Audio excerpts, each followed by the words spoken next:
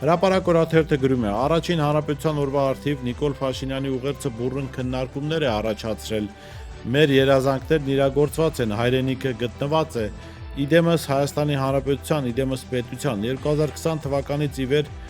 անցնելով դաժան փորձությունների միջոցով մեր նահատակների կյանքի գնով մենք մեր ինքնիշխանությունը զարգացնելու պետականությունը գիտակցելու եւ հարատև դարձնելու պատմական հնարավորություն ենք ստացել։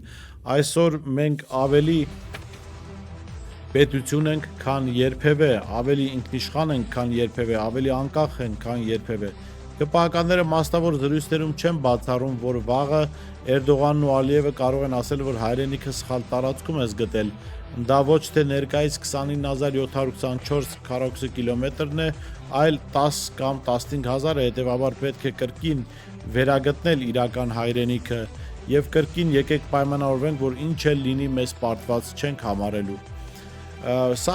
եւս հետաքրքիր քննարկումների տեղիք տվեց եւ հետաքրքիր է, որ ըստ Փաշինյանական տրամաբանության մենք ավելի ինքնիշխան եւ ավելի պետություն դարձանք, երբ իր ձեռքով նախաձեռնությամբ ակտիվ ջանքերով Արցախը հայտնվեց Ադրբեջանի կազմում։